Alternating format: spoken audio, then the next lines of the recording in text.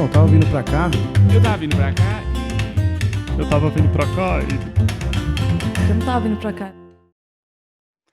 E aí, gente, tudo bem? Sejam bem-vindos ao Tava Vindo Pra Cá podcast. Eu sou o host Daniel Sartório. Eu sou comediante. Esse é um podcast de entrevistas com comediantes e outros artistas. Outros tipos de artista, né? Eu tô muito feliz com o episódio de hoje. O episódio de hoje, eu finalmente, depois de muitas vezes a gente adiar, eu consegui conversar com Afonso Padilha. A gente conversou muito sobre o processo criativo, sobre como a gente está lidando hoje em dia com essa quarentena. E foi um papo muito legal, tenho certeza que vocês vão gostar. Se gostar, me manda uma mensagem no Instagram, @Daniel Sartório. E se você odiar, você manda uma mensagem para o especialista em receber ódio, Amaury Silva. @Amaury Silva no Instagram, tá bom? Esse podcast é semanal, todas as quintas-feiras estamos aqui ao vivo. Mentira, não é ao vivo. Mas você pode assistir pelo YouTube ou pelo seu player de podcast favorito, tá bom? Muito obrigado e espero que vocês gostem desse episódio.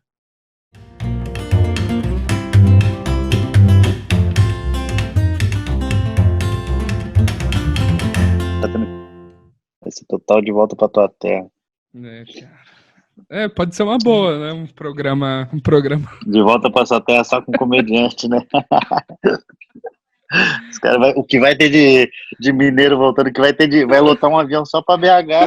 É verdade. Nossa, o Fred tinha acabado de mudar. Até os moleques também tava vindo, acho que o Costório, os caras estavam pensando em vir também. Caramba. Ainda bem que eles não chegaram ainda. Eu voltei pra Curitiba já. Você tá em Curitiba mesmo? Você não é bem Tô de em Curitiba já. Eu sou região metropolitana, tipo, sei lá, ABC aí em São Paulo. ABC é um pouquinho mais perto, vamos dizer assim, tipo um ABC. Que é outro município. Como que chama? Pinhais. Pinhais. Esse pau, eu fiz um show em Pinhais quando eu fui pra aí, De quem? do Todó, do Jefferson. Não, foi São José dos Pinhais, é porque aqui tem Pinhais e São José dos Pinhais. Acredita? Deve ser. Lá ele tinha, cara, Jefferson todo. Eu comecei com ele. Tem quanto tempo você tá fazendo comédia já? 10 anos, cara. 10 anos. Que beleza, hein? Esse ano tá pra sair no Netflix. Setembro. Não podia nem ter falado, mas é setembro. A gente pode pôr uma data falsa na hora que você falar, se você quiser. Pode colocar setembro, não falei o dia mesmo. Esses fila da puta, era pra ter saído antes. E eu não sei se o seu Netflix ouve o seu podcast também. Acho que não. A dona Netflix, que é mulher. Dona Netflix. Como é que tá nesse isolamento, cara? Cara, eu tô chateado só por conta do não poder fazer show, né? Do afastamento dos palcos. Mas eu vou te dizer, eu fui semana passada, o Curitiba Comedy, aqui em Curitiba tá um pouquinho mais controlada a situação, ou é porque ainda não chegou com uma onda grande? Curitiba, região metropolitana, né? Então o comércio, os bares já estão abrindo. Semana passada já começou, você ia passando, então já tinha gente nos restaurantes, só que muito bizarro na questão de máscara, aquelas de metalúrgico, mascrinha, não, bagulho assustador. E o Curitiba Comedy foi um dos lugares que abriu, que é o primeiro comedy club do Brasil, na Curitiba Comedy Club, tem 10 anos também, e aí eles abriram a capacidade de 350, eles abriram para 50, e o dia que eu fui foi sexta-feira passada, dia 8. Tinha 22 pessoas. E aí era o show do Serginho Lacerda e do Diogo Almeida. E aí eu fui porque eu tava curioso para ver como que vai ser essa nova vida de comediante. Não sabia que tava rolando, não. Então, foi o primeiro lugar que aconteceu de maneira assim, de maneira legalizada, não sei se é essa palavra, mas eu acho que é isso, de maneira legal. E aí eu tava muito curioso, falei, mano, vou lá. Aí fui, de mascrinha, tudo, entrei meio escondido, tava os dois no palco, quebrando gelo, só que tem um palco do Curitiba Comedy, eles colocaram uma fita verde, assim, até o limite onde o comediante pode ir. Então, não podia nem ir para não se aproximar tanto da pessoa. E aí as pessoas estavam uma mesa e pulava uma mesa, outra mesa e pulava outra mesa. Só que a primeira mesa estava longe, então é tipo um evento corporativo, muito, muito doido de ver aquilo acontecendo, sendo que um mês antes eu estava fazendo ali, conversando com as pessoas, gente com o pé no palco, a gente trocando ideia. E aí eu fui lá, os caras estavam fazendo os dois, e eu assistindo, e eu olhando aquilo, um desespero do caralho. E só voltando, eu tava durante todo esse tempo que eu fiquei, o meu último show foi 15 de março, então 8 de maio. O meu E acho aí que foi foi dia 50 16. dias. Quase 50 dias. E aí eu tenho pensado muito no fato de ser da gente ser um pouquinho uma farsa, um pouco. Com certeza a gente é, eu acho que talvez até bastante, não é nem um pouco, é bastante. Tenho pensado muito nisso, sobre a prática, o quanto a gente só fica, o quanto a gente fica melhor com a prática, que o meu crescimento como comediante se deu muito pelo fato do número de shows que eu venho fazendo, etc. Então, eu pude testar mais, me ouvir mais, me foder mais, que assim isso faz com que a gente cresça também. Então, eu sempre tive esse medo de ser uma farsa das pessoas descobrirem e eu ter que voltar a trabalhar com outros bagulho. E aí eu tava com isso na cabeça, eu falei, caralho, será que quando voltar a gente vai ter a gente vai saber fazer, né? Será que não mudou tudo até o jeito que as pessoas assistem a comédia? Enfim, voltando pro Curitiba Comedy, só pra finalizar. Claro. Eu tava com esse medo. E aí eu fui lá, assistindo os caras, eles estavam os dois no palco, o Diogo Almeida saiu, o Serginho ficou. Aí eu tava lá atrás, aí eu fui pro camarim cumprimentar o Diogo, trocando ideia, ele falou, quer fazer um pouco? E aí eu não queria, porque eu não queria me expor ali também. Medo também, minha cabeça falando, não vai, porque se você for ruim, você vai concretizar o seu medo. Você vai ter uma quarentena inteira pra pensar nesse show, né? Pra pensar nesse show. E aí ele falou, só que algo mais forte dentro de mim, uma vontade, o crack, né? Porque a comédia é tipo um crack. Aí ele falou, eu falei, tá, me chama. Aí deu 5 minutos, o Serginho terminou a parte dele. Aí o Diogo ia entrar pra me chamar, só que eu apontei na porta, ele já falou, porra, que não sei o quê. E me chamou. Aí eu subi no palco, cara. Eu tava eufórico, assim, porque imagina você 45, 50 dias sem pisar num palco. Eu nunca tinha ficado tanto desde que eu comecei a fazer comédia. 10 anos sobrevivendo disso e 10 anos sempre. Eu tive férias em janeiro, cara, eu não fiz outra coisa senão ir nos shows testar ou assistir. Minhas férias foi trabalhar, nem trabalhar, fazer o que eu gosto, porque eu curto fazer isso daí. E aí eu subi no palco eufórico pra caralho.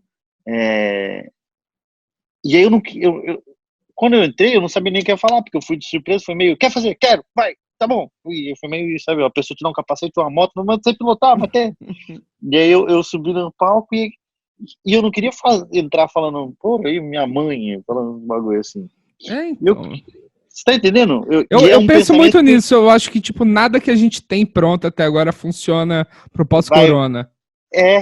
E como que você entra num lugar que tá o garçom com a máscara de metalúrgico, outra mascarinha, atendendo de longe, como que você não fala disso? Sendo que a comédia ela é muito viva e trabalha com os elementos das coisas que tá acontecendo, só que ao mesmo tempo é casa de enforcado, não fala de corda, então as pessoas não querem ouvir sobre corda, sobre um primo deles que acabou de se enforcar, você tá entendendo? Então eu fiquei nesse dilema e eu entrei eufórico, eu tenho vídeo disso, e eu entrei meio, caralho, que doido, mano, olha isso que tá acontecendo, e eu não sabia, eu não tinha piada pra isso, mas eu queria falar pras pessoas o meu sentimento sobre isso. E eu fiquei meio só uns gaguejando de, olha isso, meu Deus, é só um... É só reação. Meu Deus, tá todo mundo aqui. E aí tinha a lista verde, e eu falei, cara, eu não posso ultrapassar essa lista. Tá aqui, vocês estão na minha frente, eu não posso fazer nada. E aí tem uma ou duas piadas, eu falei uma piada que funcionou até, que é um material que eu tô escrevendo, que é como a nossa profissão não tem importância nenhuma, né? Se acabar, ninguém tá nem aí. Nós. Cara, nós estamos atrás do cara que oferece cartão da Renner, porque o cartão da Renner ele é mais essencial que nós. Entendeu? E aí eu falei nós e os coaches, se acabar ninguém vai sentir falta nenhuma. Quanto tempo Funcionou essa demora piada. para perceberem que acabaram os Não, comediantes stand-up? Acaba exatamente. tudo. Quanto tempo Foi, demora? foi o que eu falei. Eu falei isso. Eu falei de. Nós somos aquele cara que fala: pô, você viu que Fulano morreu? Pô, mas já não tinha morrido? Não, é tipo isso. A nossa... Nossa, eu achei que ele tinha morrido em 2001. E aí eu falei, isso funcionou, aí tentei mais umas outras coisas, não funcionou, e aí fui pro texto antigo, não funcionou. Cara, foi uma bosta. Resumindo, foi uma bosta. E aí o medo que eu tinha de ser uma farsa, de não saber exatamente, meio que a gente acha que sabe o que tá fazendo, porque tem um monte de gente rindo, ainda Sim. mais eu nesse momento que tava vivendo junto com 4 amigos, com show solo, então a gente tinha muito público rindo da gente, e a gente dá uma falsa ilusão de que a gente sabe fazer o que a gente tá fazendo, mas na verdade a gente tem medo de não saber, e aí tá mais inclinado para o não saber, e aí eu fiz, cara, foi muito ruim, meu Deus do céu, foi muito ruim, foi 10 minutos horríveis. Só que eu tava muito feliz de estar lá. Sabe, é tipo a mulher que você mais quer comer e aí você vai lá e consegue, mas a atriz é uma bosta. Sim. A buceta dela murcha, assim, enquanto você tá transando com ela. Foi basicamente isso. Só que eu tava feliz de estar naquele momento. Então tem isso, tem esse equilíbrio de sentimento de, meu Deus, eu não sei fazer, mas eu quero continuar fazendo mesmo assim. Né? Feliz de estar fazendo parte, né? É. É muito doido isso, cara, que a comédia vai ser o último. Eu fiquei surpreso de ter público que tava afim de assistir desse jeito e passar por isso. Sabe que eu tô acompanhando lá, começou quinta-feira, então teve quinta, sexta e sábado, vai ter sempre quinta, sexta e sábado. E aí, disse que na quinta tinha 18, na sexta tinha 22 e no sábado tinha 31. Tá igual o crescimento de morte do coronavírus, tá exponencial. E aí, e aí falou que, e o público muito afim. Eu tô sempre falando com um dos donos de lá, né, o Joca. Peço para ele mandar o vídeo das pessoas fazendo, para ver se os comediantes estão falando sobre coisa. Não para julgar eles, mas para ver o que está acontecendo, para qual caminho que a gente está indo e para ver se a gente. O que vai acontecer de nós, mano? Ninguém sabe. Cara, isso é uma coisa que eu tava pensando muito. Você chegou a ler um print que rolou do Seinfeld falando sobre isso?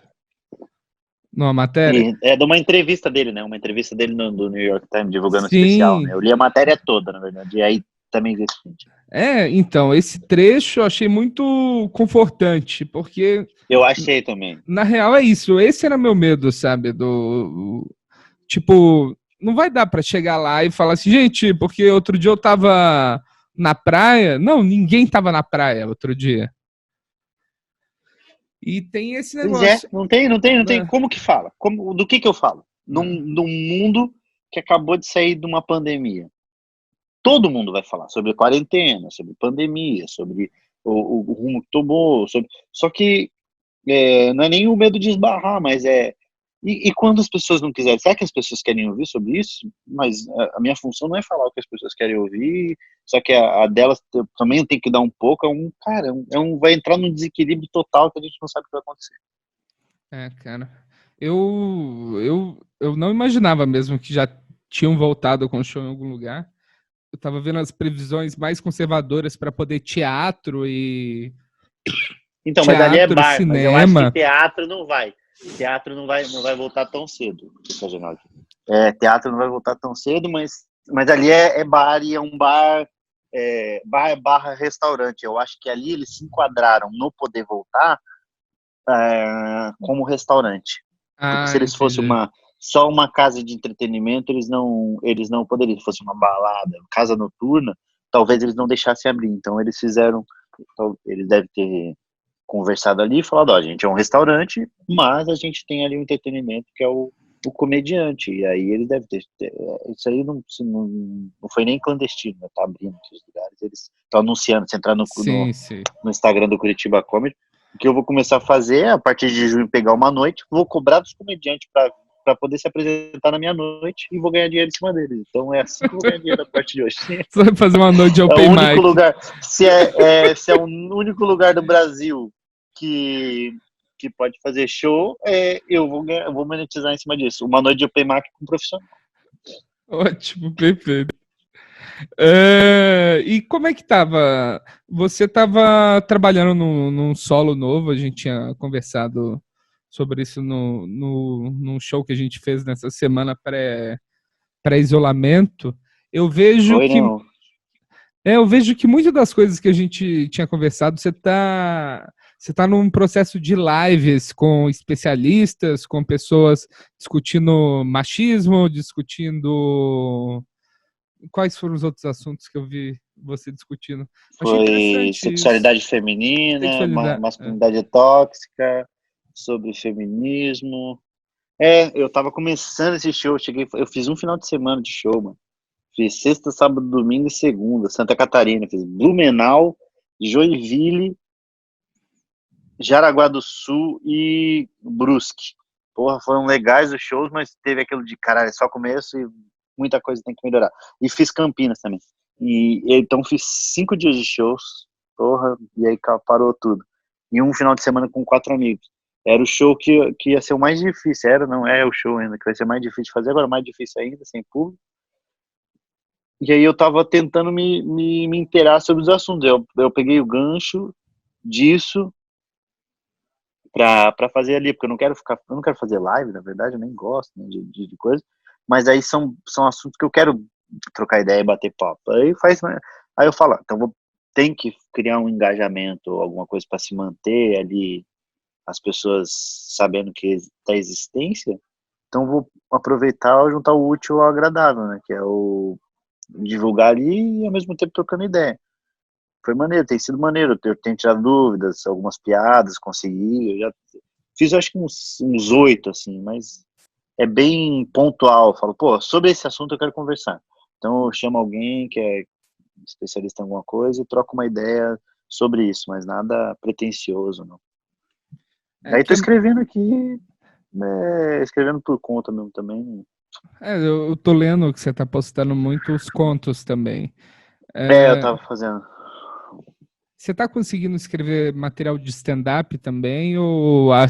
É, é o que eu tenho visto com a galera também. Nada, nada. Na verdade, eu anoto e eu tô começando, depois do final de semana, ainda mais depois dos shows ali, eu tô tentando entrar nos caminhos para escrever stand-up. Só que o stand-up, ele é muito vivo nesse sentido de, ele retroalimenta, né? Eu preciso escrever para eu poder testar e eu só posso testar se eu escrever e eu só escrevo se eu estiver testando. Então é meio um vai e vem do caralho. E Sim, sem sim. show, você não tem como ter noção do que é, para onde vai, o que vai fazer, se esse caminho é maneiro. Então tá tudo muito anuviado, é foda. E aí stand-up eu não tô conseguindo escrever tanto. Até pensei, pô, eu vou pegar então meu show solo e vou dar um tapa nele, mas também não faz sentido, porque eu não sei se eu vou fazer esse show, eu não sei quando que eu vou voltar a fazer esse show, e eu não sei se esse show ou essas piadas são as piadas que as pessoas vão querer ouvir, entendeu? Até o próprio nome eu já tava repensando. Então, você estava querendo entrar nessas discussões que era o ano da maturidade, Feminino. não era? Eu não tenho maturidade no nome do show. Ah, tá. E talvez essas discussões elas mudem como as pessoas estão reagindo a elas e o quanto que as pessoas se interessam a elas também. Então, todo comediante, quando teve esse negócio, falou: caralho, eu vou escrever 1 hora nessa quarentena. E Né? Não, eu não tive, em nenhum momento eu tive essa pretensão. eu, te, Em eu, nenhum momento eu tive. eu achei isso, porque, cara, por conta disso, porque eu acho que a comédia ela é muito testada conforme ela vai fazendo. A não ser que você vai escrever. Um monólogo, eu acredito que dá pra escrever. Uma peça, crônicas, que nem eu tô escrevendo. Tava, né? Que eu terminei ali, fiz um e-bookzinho. Aliás, eu comecei escrevendo, eu escrevi um por dia, e aí eu comecei escrevendo pensando, não, eu vou escrever 40, que daí tem a ver com a quarentena, meio um trocadilho com o jogo de falar quarentena, 40 contos, 40 crônicas, faço um e-book e boa, aproveitei meu tempo ali, fiz alguma coisa, porque na minha cabeça eu achava que em 20 dias ia ter passado isso, eu continuava escrevendo e divulgava, consegui criar alguma coisa. Fiz as 40, acabou, e a quarentena continua. Né? Fomos enganados. Eu tô fazendo bastante coisa, mas nada de stand-up. Sabe que eu tenho um sentimento, não sei se você tem, de estar fazendo muita coisa, mas parece não estar fazendo nada. Eu acho que pelo fato de toda a minha vida, literalmente, girava em torno dos minutos que eu ia estar fazendo stand-up. Então, eu acordava para tomar café, para pegar um voo, para para chegar num lugar e ficar 50 minutos do palco, sair, comer, ir pro hotel, dormir, acordar, para pegar um voo para estar em outro lugar no palco também. Então, como tiraram não, a vida tirou isso da gente, então parece que nada mais faz sentido assim mesmo, assim, é meio como, eu não sei, é meio poético, mas ao mesmo triste e realista, porque parece para as outras pessoas que, tá exagerando, mas é porque é muito difícil explicar, mano. Eu não tinha todo esse fluxo, assim, mas o que eu tô reparando, para mim, é que os dias estão passando rápido demais. Porque Então, eu tenho algumas e eu coisas que eu achei tô que ia ser o planejando. contrário. Então, eu também achei. Isso é muito. Isso é muito contraditório, né? É, Porque, cara, tá passando rápido pra caralho. Já faz 50 dias que a gente tá nessa porra. E eu achei que ia passar bem. Um medo que eu tinha era que ia passar bem devagar. Mas, cara, vai, e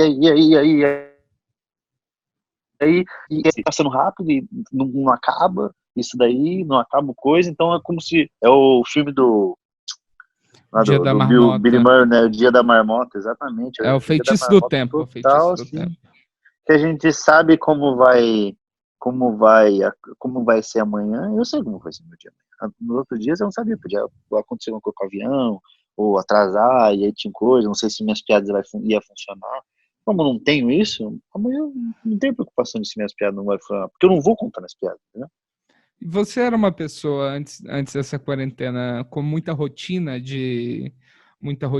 Regrado? de escrita muito regrado?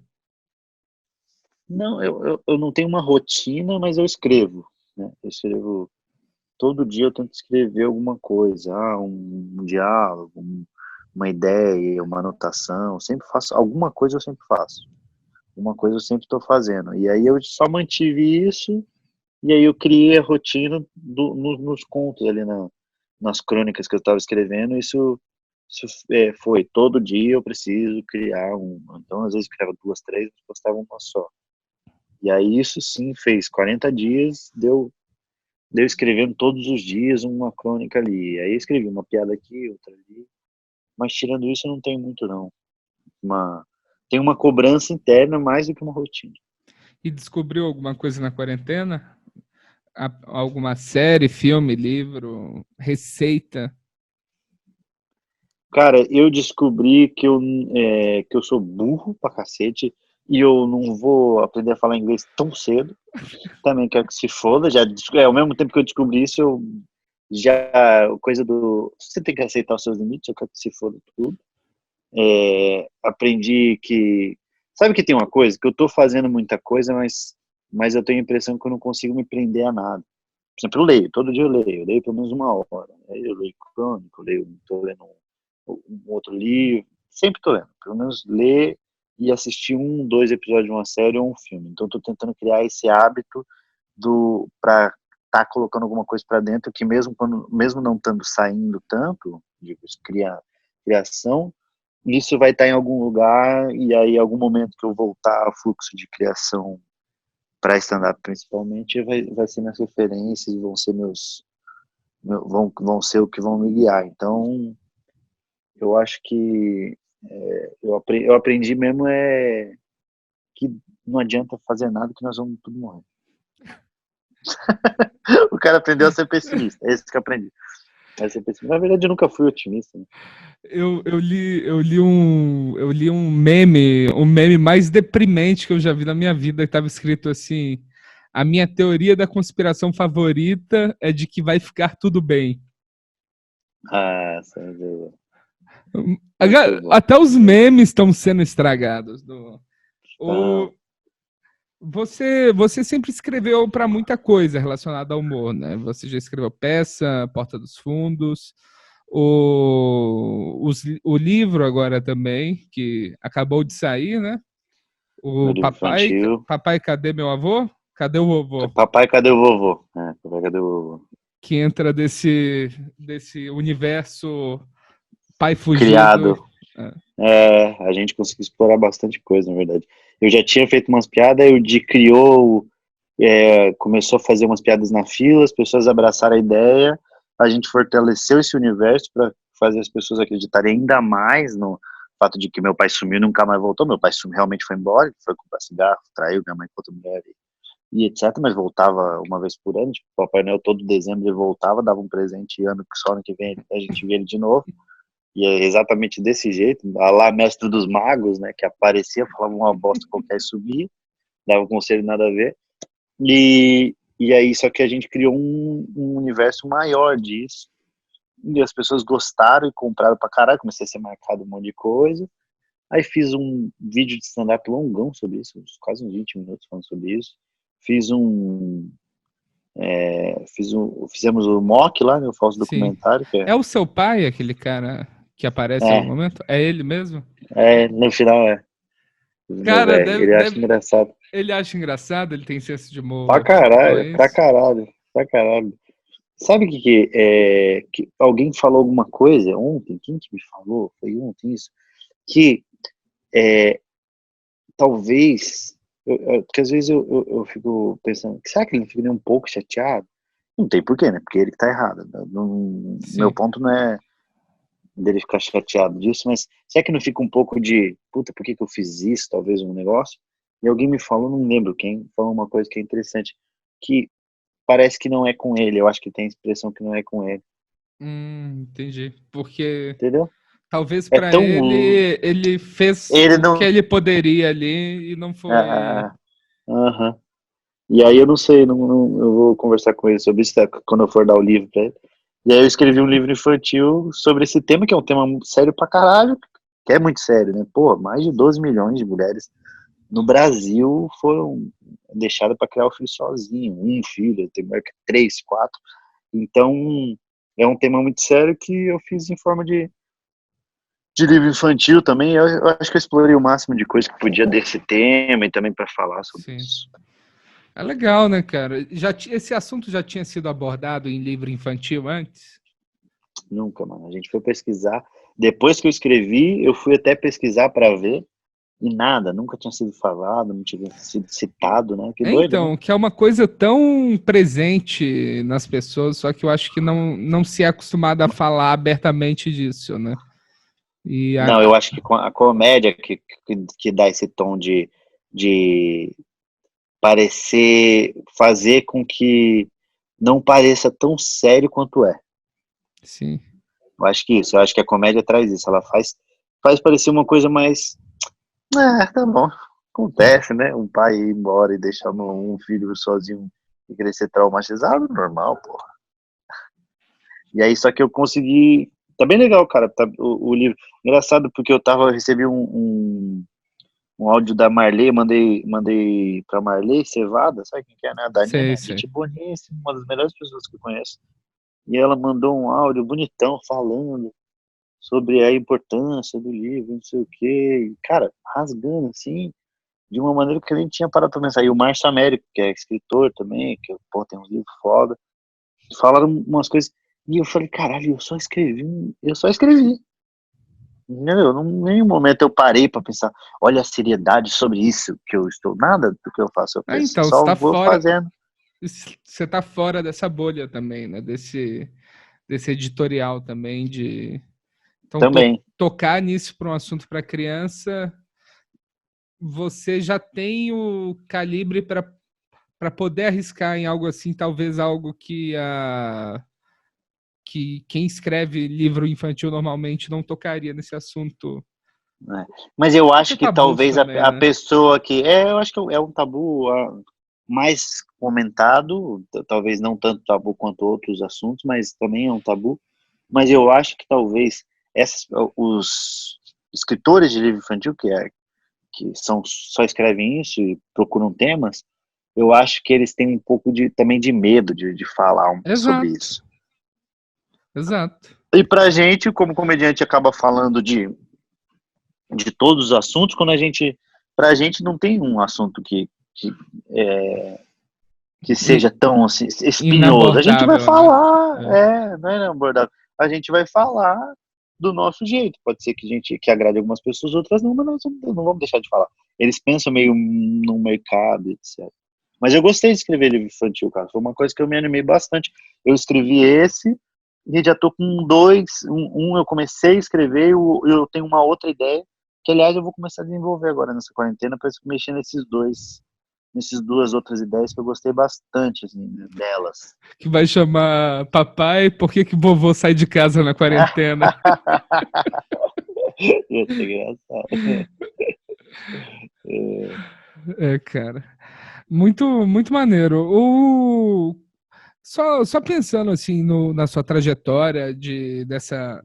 Você veio para São Paulo, acho que mais ou menos na época que eu comecei a fazer comédia, uns 4, 5 anos atrás. Não sei se você estava aqui Eu fui antes, no final de 2015. final de 2015. E foi, Final de foi, 2015. foi em qual período que você mudou para o Rio também? Foi no início. Início de 2015 eu mudei para o Rio.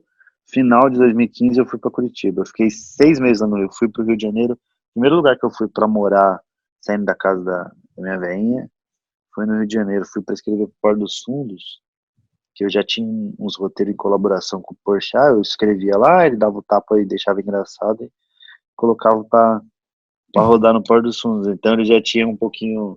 Eu tinha um contato com ele, mesmo não tendo amizade com ele. Engraçado isso, porque eu não tenho nenhuma amizade com ele, mas ele que recebia as coisas ali, porque eu conhecia ele no stand-up.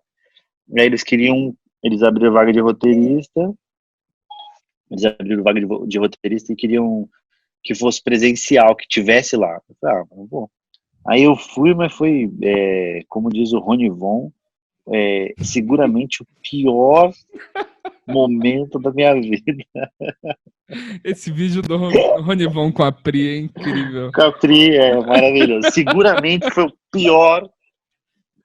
pior fase da minha vida. Porque eu tava lá, mas eu não gostei de morar no Rio de Janeiro, porque eu tava sozinho. Eu morava num apartamento de 21 metros quadrados, pagava 4 mil e pouco no apartamento, porque eu não ia morar na casa do caralho, tinha que morar perto do Porta. Sim. Muita coisa, eu tinha que ir eu nunca gostei de trabalhar, então tinha que ir lá pro escritório do Porto dos Fundos todos os dias, das 10 a ficar até a tarde, só que não fazia nada, então eu me sentia meio, cara, e aí não conseguia criar, mano, e aí aprendi muito lá, aprendi a desapegar pra caralho, porque eu escrevia roteiros, não, é ruim, eles falavam na cara, assim, liam, e não fazia nenhum sentido, e realmente devia ser ruim, mas tinha muita coisa que também não era da linguagem deles. De cada 10 que eu escrevi era aprovado 1 e olha lá. Então também tinha isso, eu fui Esse deixando desapego é muito importante aprender, né? Não, muito. Hoje em dia eu sou totalmente suave disso. Escrever, a pessoa fala, mas não gostei. Eu falo, tá bom, escreve outro, não tem problema. Eu não tenho mais nenhum apego sobre esse tipo de coisa. Não. E aí só que não foi uma fase boa, não tinha nenhum amigo meu lá, eles também tinham as panelas deles lá, e eu ficava meio de fora, e eu A também cena não do stand-up lá sabia não como estava muito entrosar, desenvolvida também, não né? tinha nada de cena de stand-up. Então eu chegava lá segunda-feira, e aí ficava até quinta, na sexta de manhã eu vinha para Curitiba ou para São Paulo, que na época eu fazia muito comedians. Então, comedians, eu vinha para fazer o Curitiba Comedy, eu viajava, não estava viajando com show solo ainda. Então foi meio, todo final de semana, eu não fiquei, acho que nem um final de semana no Rio de Janeiro. Então eu só ia lá meio para trabalhar, eu tava meio caminhoneiro, assim. O E aí Rio, não foi uma boa fase. pior fase da sua vida, seguramente. Seguramente a pior fase da minha vida. Mas foi uma boa experiência, e eu queria ter pego um pouquinho mais de amizade e me aproximado um pouquinho mais deles lá, mas também não tenho nem amizade com ninguém. Uma pena. Que bicho. Agora falando em voz alta. Aliás, uma vez eu fui olha isso, uma vez eu fui na Comic Con, cara, eu fiquei uns 4, não, quase 6 meses lá, de 4 a 6 meses lá, não sei exatamente o tempo que eu fiquei. eu fui depois de uns 2, 3 anos, eu fui numa Comic Con, e aí tava o diretor lá, o Ian, um puta de um cuzão, aliás. Tava ele mais uns 3 caras, cara, eu almoçava com os caras direto, a gente tava junto pra caralho. Tipo, próximo, não ia na casa dele, não tinha uma amizade assim, mas trocava ideia, dava risada e o caralho. Tipo, nós, a gente não tem uma proximidade, mas se eu trabalhasse com você todos os dias, daqui 3 anos sem encontrar, você ia conversar comigo Sim, como, claro. caralho, e aí, os caras nem me cumprimentou direito. Eu fui um pau no cu, puta pau no cu, mano. Nossa, isso é terrível, né? Você vê a pessoa, você não vê há anos. E Caralho, aí, cara, como é que você tá? você Ele? fica animado. Beleza, valeu. Foi exatamente essa reação, cara. Falei, olha que Puta merda. cuzão, velho. Que puta de um cuzão. Puta E aí eu merda. fiquei meio, caralho, será que eu fiz alguma coisa? Ele fala, não entendi nada também. Pá, que se foda essa porra. Mas Mas foi pelo uma boa menos, experiência. mas pelo menos aí depois já deu pulo e vir pra São Paulo foi mais fácil, né? Eu imagino. Isso, aí eu não Já ia foi. voltar pra Curitiba. Foi direto. Na verdade, eu voltei pra Curitiba só pra pegar uns bagulho, mas daí a gente já começou em conversa, eu, o Thiago e o Nando, pra morar junto. Aí, a partir dali, eu vim pra cá e fiquei nem 1, 2 semanas no máximo, e já fui pra morar em São Paulo. E tô desde então, já fazer 4 anos, 4, 5 anos. Eu gostei muito de São Paulo. É Eu minha gostei muito. é a cidade favorita, assim, das que eu morei nessa vida de Eu cigano gostei que eu muito, eu tive. gostei muito também. A gente não tem muito uma rotina normal, né? Dentro do que as pessoas acreditam como normalidade. Então, não sei se realmente essa é a São Paulo das pessoas, mas eu gosto muito. Os lugares de comer, onde a localização que eu moro também é muito boa, as pessoas. Então, sempre fui muito feliz ali e em nenhum momento eu pensei, cara, o que eu tô fazendo nesse lugar? Nada, nada. Sempre foi muito bom. Na verdade, desde que eu comecei a fazer comédia foi assim, sempre foi muito bom. Então, tem muita gente que fala, nossa, deve ter sofrido. Eu falo, sofri porra nenhuma, puta vida boa, 10 anos. Eu acho que é até por isso que é um pouco que tem esse sentimento de tristeza de não poder estar fazendo isso, porque é a melhor coisa que me aconteceu na vida foi a comédia, é a melhor coisa tudo que eu tenho e o caralho é tudo graças à comédia, e de repente é tirado a única coisa boa que eu sei fazer, entendeu? E que deixa 10 anos de vida bom. 10 anos, cara, não tem nada de ruim. Você falar, mas não teve nada de ruim, nada. Não teve nada. Teve o tempo que eu morei lá no Rio de Janeiro, mas não foi nem pelo stand-up, foi pro roteiro, e mesmo assim, talvez seja mais da minha parte de uma frescura, como viadagem, mas não pode mais falar, uma frescura de, eu estou longe do meu... Se eu tivesse me esforçado um pouco mais, talvez eu tivesse me adaptado melhor e tivesse conseguido absorver mais coisas, mas eu absorvi muito o fato de eu conseguir enxergar isso também já mostra que eu tive um amadurecimento, mas também não foi ruim, só perto do que a minha vida sempre foi, ali foi, na comédia ele foi um pouquinho menos melhor, mas Sim. o resto só coisa boa, cara, só coisa boa. E falar um pouco também sobre essa... Você começou a ter essa crescida na comédia quando você já era um comediante estabelecido, mas você começou a postar vídeos com uma certa frequência e isso geraram vídeos semanais. E agora tem vários comediantes querendo te esfaquear por causa disso, com essa necessidade de postar vídeo semanal. Olha, quero dizer aqui que não tenho nada a ver com isso. Eu só coloquei os vídeos lá, as pessoas que estavam assistindo, vocês, comediantes que começaram a colocar, vocês que quiseram. Se todo mundo se jogar de uma ponte agora fazendo stand-up, vocês vão se jogar? Vão, né? Porque tá dando dinheiro. Enfim, foi a coincidência, não, foi o mesmo momento que eu comecei a colocar vídeo e que o Quatro Amigos estava virando. Então foi a soma das duas coisas. Foi o Quatro Amigos tá em ascendência e o fato de eu começar a colocar vídeo, mas foi muito natural. Em nenhum momento eu planejei toda semana colocar vídeo. Eu coloquei esse meu especial, não tá compensando ser adulto. Aí logo na sequência eu coloquei um vídeo, aí coloquei outro vídeo, eu fui colocando meio, domingo 8 horas eu vou colocar. Aí tinha um material, eu falei, tem esse material aqui, eu não vou usar no show solo, e não quero ficar gastando despendendo energia nele. Então, vou colocar. E aí foi meio gradativo, cara, foi acontecendo, mas em nenhum momento eu fiquei, Deus, eu preciso colocar um vídeo no domingo. Não, em nenhum momento eu tive isso, cara. Em nenhum momento, todos os materiais que eu coloquei, todos também não, mas sei lá, 90% do material que eu coloquei foi material que eu falei, isso aqui tá engraçado, eu gosto disso daqui, não é o melhor material, porque não tive tempo para trabalhar nele, mas não é uma coisa que eu quero ficar falando durante muito tempo.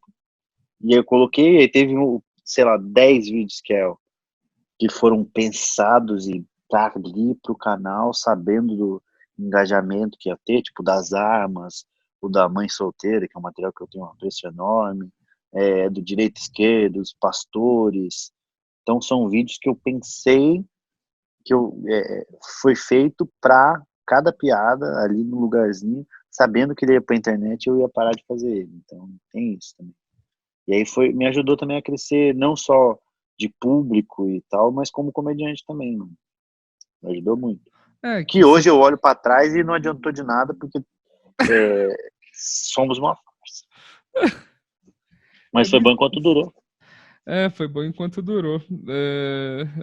Eu estava vendo a sua entrevista com o Di, você falando da sua ganância e de que você tava com medo de não fazer um evento para caso acabasse o dinheiro e ficar pobre de novo e lembrar.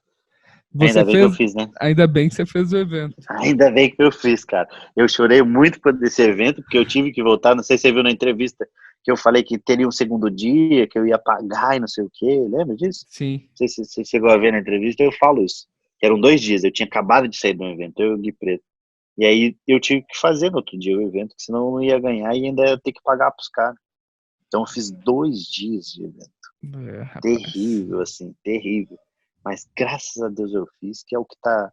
É o meu auxílio emergencial, né? O auxílio emergencial. Eu não conheço nenhum comediante que conseguiu ainda retirar esse auxílio emergencial. O Jansão. O Jansão tirou? Ah, que tirou. Ótimo. Que não é muito também, porque ele tem 3 filhos, então. Cara, é bem legal isso, que eu vi você foi transicionando o tipo de material ao longo do tempo. E é uma evolução bem clara, assim, do assunto que você quer abordar, tipo, querendo ou não, o que estabilizou foram piadas disso, principalmente do Alma de Pobre, se eu não me engano, né? Uhum. E você foi começando a tocar nesse assunto de desarmamento, foi começando... O desarmamento eu achei interessante, porque eu tenho uma visão que é um pouco prejudicial, eu acho, de tipo... Eu lembro que eu assisti o vídeo do Jim Jeffries falando sobre desarmamento, e para mim, eu olhei aquilo e falei assim, esse assunto tá fechado já, sabe?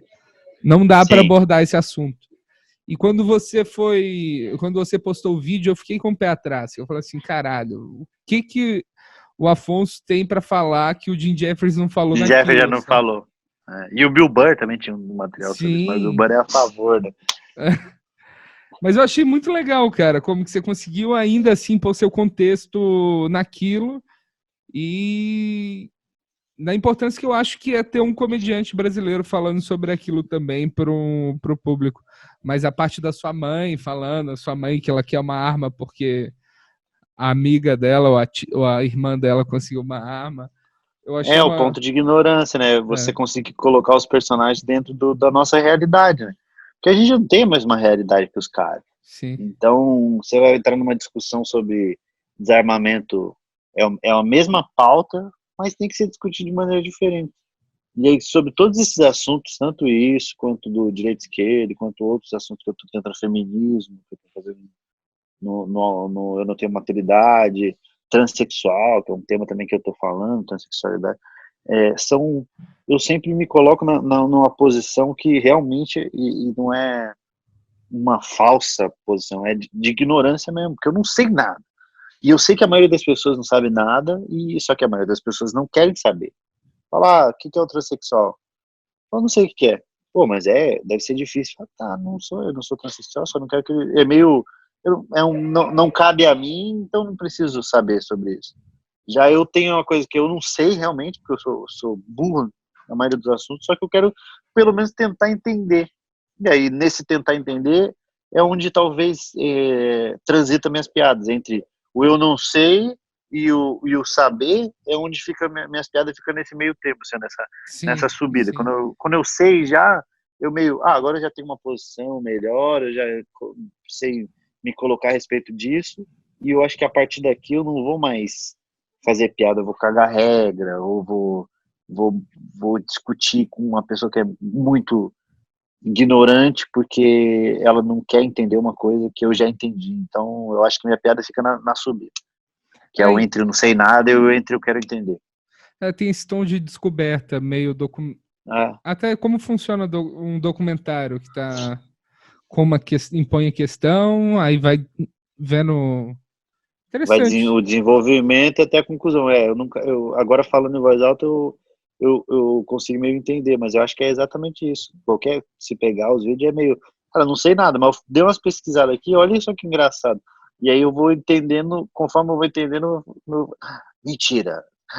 Não, eu vou descobrindo Sim, junto com as pessoas, meio, sim. entendeu? É como se eu fosse um diretor de filme de suspense que tá lendo o roteiro enquanto dirige. Eu falo, agora você vai fazer tal. Mentira, eles vão fazer isso agora? Cara, eu quero ver. É, Então é meio isso. isso é muito legal. O, eu acho legal a gente falar dessa história também. Quando você estava com o show pronto, você já ia gravar ele em Curitiba, em Belo Horizonte, certo?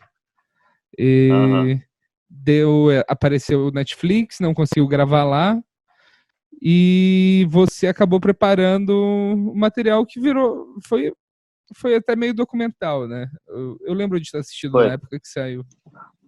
Como que foi Aham. isso? Tipo, por que os comediantes estão gravando tanto em Minas Gerais agora? Que a plateia é muito boa, é um fato. Muito boa, BH. Sempre que a gente vai fazer show lá é meio, caralho, é muito bom a plateia aqui. Nossa, vocês estão muito felizes. Eu não sei se vocês mineiros são felizes assim mesmo. É a cachaça, se é o quê, se é o doce de leite, se é o Oeste. Então, eu não sei exatamente o que deixa vocês felizes, mas é muito boa, a plateia sempre foi muito boa, e aí eu tinha essa vontade, que foi o primeiro lugar que eu fiz 6 sessões, não, 8, 6 sessões, sete, fiz 4 num domingo e 3 numa segunda-feira, assim, foi uma coisa absurda, do tanto de gente que foi me assistir, eu fiquei feliz pra caralho, falei, cara, um dia eu vou gravar um especial aqui. E aí eu mexi todos os pauzinhos, e aí o Netflix veio, começou a trocar uma ideia, falou, vamos gravar, vamos gravar, só que não vai poder gravar lá. E a gente já tinha feito visita técnica lá, toda aquela porra. Falou, não, só dá pra gravar se for em São Paulo, se for em outro lugar, não. E, obviamente, eu sei que eles bateram o pé pra gravar lá, eles quer, não quer, não quer, não quer, porque a gente é pequeno, eles veem como se estivesse fazendo um favor pra gente. Não sei nem Sim. se podia estar falando isso aqui, mas se for também. É como se estivesse fazendo um favor para vocês são os primeiros, nós estamos te dando a honra de estar na Netflix. Então é meio esse tom, quase. E aí eu falei, porra, é interessante para nossa classe ter, porque o Thiago ia gravar, o Maurício gravou, ia gravar, não gravou, né? E aí a gente ficou meio nisso, conversei com o Thiago falou, cara, é importante. Eu falei, então vamos gravar. E aí eu acabei topando, só que eu tinha a pica de, como é que eu explico pra plateia, que eu tinha anunciado todos os ingressos, vendeu muito rápido, como anúncio de especial. E quando você anuncia que vai gravar um especial, o apelo é muito maior. Sim. Aí eu tive que escrever umas piadas e também fiz um documentário, meio quase é um pedido de desculpa, mas ao mesmo tempo é uma explicação, barra pedir desculpa, barra é isso, não tem o que fazer. Sim. E as pessoas entenderam muito bem, dá pra ver nitidamente isso no vídeo, a hora que eu escrevi piada, eu abri explicando e fazendo piada sobre isso, e as pessoas entenderam pra caralho, riram pra caralho da situação, e viram que não diminui a importância que a gente dá ao tempo lá, e que vai ter outras oportunidades. Até então eu achava que ia ter outras oportunidades, né? Se eu soubesse que ia acontecer a pandemia, eu teria gravado. E o Netflix, ele interfere em alguma maneira no criativo do documentário? O, Do que eu fiz lá no por exemplo, BH? não no de BH, no que você gravou mesmo. Eles têm um processo que, tipo, tem no Comedy Central de alguém aprovando o roteiro, alguém sugerindo coisas. Eu tive que mandar o texto todo transcrito, um pouco para mexer, parece para eles também legendar e tal, mas também para eles ler. Tinha um material meu que eu não cheguei a gravar e, cara, perdi o gap, não sei nem se eu tenho gravado em algum lugar, tomara que eu tenha, que é falando sobre eu ter feito piadas sobre a Inodê e um cara ter me ameaçado de processar, e é um material que eu gosto bastante, um diálogo grande falando sobre isso. E aí eles não deixaram entrar no especial. Eles falaram, pô, não sei se a gente quer comprar essa briga, não sei o quê. E aí um material que eu também não sei se eu queria colocar, eu tava em dúvida de colocar ele, porque é muito, também um pouquinho dentro do universo que eu criei, do outro especial de Espalhando a Palavra, que não tem nada a ver com pirâmide. Então tava meio restrito às pessoas que acompanham meu canal lá. Então, se fosse para Netflix, o Netflix mundial, tendo a pretensão de que alguém vá assistir isso fora do Brasil, mas só se já colocando as devidas proporções dentro do Brasil, e quem não conhece o meu trabalho e for assistir, talvez não entenda tanto por que eu estou fazendo tantas piadas sobre isso. Aí eu nem entrei em discussão. Aí tinha mais uma piada do Valdomiro Santiago, que eu fazia, que era do fato dele mancar e falar que vai curar os outros, que tinha um pouco de credibilidade. Se ele fosse bom, ele curava ele, depois ia curar os outros, né? Fala, só porque já te cura o cadeirante, deixa eu só arrumar meu joelho. E aí eu fazia umas 5 piadas disso, assim. Aí eles meio vieram discutir, eu falei, tá dentro de um contexto lá. Foi o que eu falei do negócio do Porta dos Fundos. Que ao mesmo tempo eu não sou apegado, assim, com coisas. Falei, talvez se tivesse dentro do contexto maior, que te arrancar, pensar aquela piada e tirar, vai perder um todo, Valeria a aí briga, né? valeria a briga, valeria a discussão. Mas tirando isso, eu falo, eu não acho que você tá certo, não acho que a piada vá dar a merda, não sei o quê, mas vamos pra frente, vamos escrever outras piadas, vamos fazer. Eu não gosto de discutir, não. Ainda mais quando a pessoa. Ainda mais se a gente já sabe que vai perder a discussão. Não tem por que despender tempo numa discussão que você sabe que você vai perder. Cara, você falou disso do processo da Rinodê. Isso é uma coisa que aterroriza um pouco o comediante, viu? Mas, pelo que eu vejo, é até meio comum, né? Ser processado por algo. Ele é mais comum do que a gente imagina, mas é porque cria-se muito. As pessoas criam muito um monstro de 7 cabeças sobre. Digo a plateia. Quem é? Nós somos comediantes, a gente tem um pouquinho mais de noção de, cara, eu falei isso e pode ser que alguém se incomode. E quando a pessoa se incomoda, a gente pensa, sabia que ia se incomodar. E aí você vai lá e tenta argumentar, fala, explica que não é piada, que é piada, que não vai ofender. Aí a pessoa vem e pede pra tirar. Eu tive agora uma que eu fiz show, o último show meu foi dia 15 de março, aí eu fiz uma piada sobre tinha acabado de estourar o coronavírus. Aí o cara do NX0, ele pegou o coronavírus. Sim. E ele tinha uma casa lá em Florianópolis, ele foi pra lá, pra casa em Florianópolis. Aí o nosso último show foi em Florianópolis. Eu entrei no palco, eu falei, queria agradecer a presença do Di Ferreiro, que tava na plateia. E a galera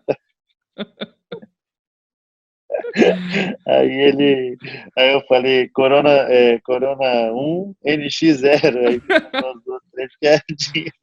Ele tava cantando pela última vez. E aí fiz essa piada. Chegou nele, aí ele, porra, tô recebendo uma ameaça de morte aqui, que as pessoas acham que eu peguei o coronavírus e vim para Florianópolis, estão me ameaçando minha família. Que as pessoas também são ignorantes a esse ponto, de achar que o cara foi lá só pra infectar todo mundo. E aí eu falei, mano, para de ser chorão. Isso aqui ele é emo, né? Não tem como, ele para. Aí a gente ficou na discussão, aí ele falou, cara, tem como tirar a piada, não sei o que, o Maurício veio intermediar também. Aí eu falei, cara, deixa eu só ver, o Luca que edita o vídeo pra mim, né, sempre dá essa moral. Aí eu falei, Luca, tem como tirar a piada que era 45 segundos, que foi 3 porradas e funcionaram as 3. Tem como tirar essa piada sem eu precisar excluir o vídeo do YouTube? Eu não sei nada dessas porra, né? Eu não sei nada disso. Eu aprendi que dá pra salvar sem precisar fechar, foi recente, no Word, né? Aí aí o Luca falou, tem sim. Daí eu falei, bom, então tá bom, vou tirar, não vou ficar discutindo. Daí eu mandei mensagem pra ele, só que olha que pau no cu ele. Aliás, depois eu até falei pra ele que ele é um pau no cu, tá? Tem aqui no meu WhatsApp. Eu falei, mano, tem sim, só que o Luca tava preso no Rio Grande do Sul, que tinha acabado de virar esse bagulho do corona, então ele tava preso lá, tinha sido cancelado nos voos, começou a entrar um pouquinho no caos, que era a primeira semana, as pessoas não sabem que caminho que ia tomar. Aí ele não conseguia, isso foi no domingo, eu postei na segunda, e aí terça, quarta, aí o cara começou, olha, meu advogado vai entrar em contato com você, ele começou a ameaçar de me processar, o cara do NX0, olha as ideias, mano, do cara, o cara do NX0. Aí eu falei, o Luca voltou, eu falei, tira lá a piada, aí o Luca tirou, daí eu falei, mano, tirei a piada, só que saiba que você é um puta de um cuzão, porque aí descarreguei, falei, tirei, mas você veio com ameaça de processo, você acha que eu tô ligando pra processo do cara do MX0, eu não tô nem aí. Eu só tirei porque não ia fazer falta aquela piada pra mim. Foi exatamente, eu peguei o desapego, mas ao mesmo tempo mandei ele se fuder. Daí ele veio, não é cuzão. Cara, as pessoas estão. Eu acompanho muito. Eu gosto muito de grupo de bairro no Facebook. Eu gosto de ver do que a galera reclama, das conversas. Aí um cara tava falando que ele tava fumando na janela, fumando cigarro na janela. Aí o vizinho de baixo, incomodado com o cigarro, jogou spray de pimenta no cara. Só que, tipo, não dá pra provar, não dá pra fazer nada. O cara tá na casa dele, a polícia não pode fazer nada, o cara achou o crime perfeito.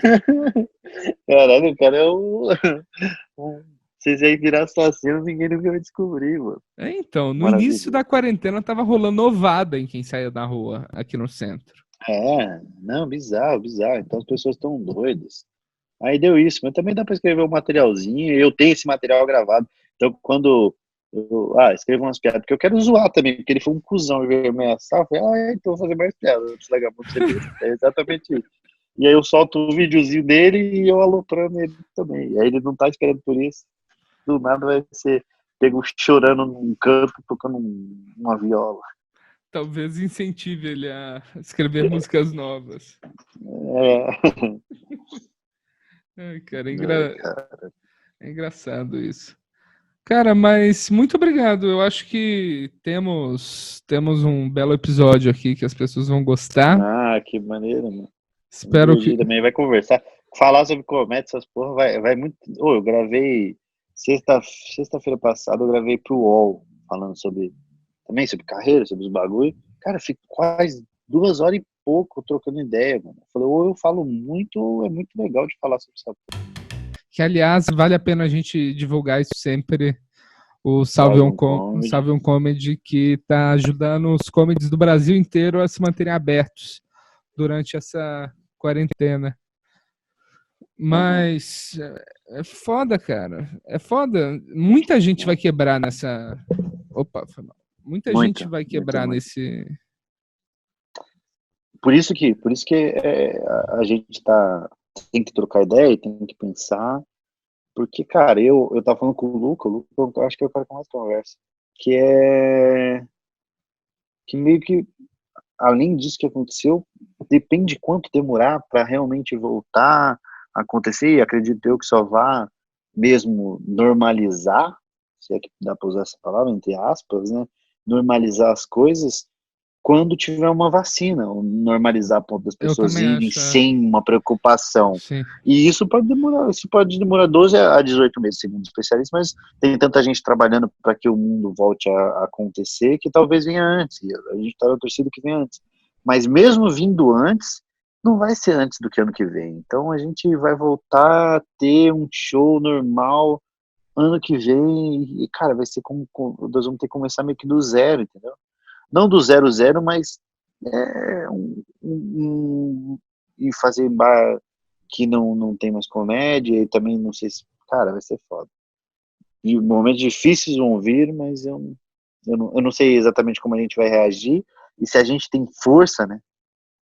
O nosso, se a comédia nacional tem stand-up, falando do nosso estilo, que a gente ama, que a gente sobrevive, se a gente tem força para trazer de novo um mercado que tava vindo legal, mano. Não era forte pra caralho, porque muitos bares pararam de fazer bares pequenininhos que fazia, que era legal pra caralho, mas tinha vários comediantes menores que estavam em ascensão, o que faz popularizar a comédia e o que faz com que outras pessoas queiram fazer comédia e assim vai se retroalimentando. Então, nós vamos ter que começar meio do zero isso, sei lá, a força que a gente tem pra isso também. Foda. Esse do Comedies Nossa, balançou. Pesado. Encerrar então com uma piada. Comediante. Uma piada do o suicida homicida, o suicida otimista. Você viu essa do suicida otimista já? Não, como que é? O cara subiu no prédio de 70 andares pra se jogar, né? Ele é suicida, mas era otimista. E aí ele pulou, quando ele tava no 40º andar caindo, tocou o telefone dele, ele atendeu. A pessoa falou, e aí, tudo bem? Ele falou, até agora sim. Porque é o comediante, né? Nós somos suicidas otimistas, né? Nossa, com certeza. Caramba. Beleza, Afonso. Muito obrigado. Muito obrigado pelo. Obrigado a você, meu amigo. Avisa quando sair no ar para eu avisar as pessoas que estão sem nada para fazer para ouvir nós. Pode deixar, vou te avisar. Tá bom. Obrigado. É nóis, meu amigo. Pessoas que chegaram até aqui, manda no Instagram, @Daniel Sartório, a palavra otimista. Otimista, só otimista. Tá bom? Muito obrigado, Afonso. Tá, vou pôr o link do abraço, seu livro. Ainda tá vendo o livro, não tá? Coloca, tá? Se Deus quiser, vai ser o que vai sustentar aí meus vícios. Ótimo. Muito obrigado, cara. Valeu. Um abraço, meu amigo. Falou, tchau. Não, tava vindo pra cá. Eu tava vindo pra cá e... Eu não tava vindo pra cá.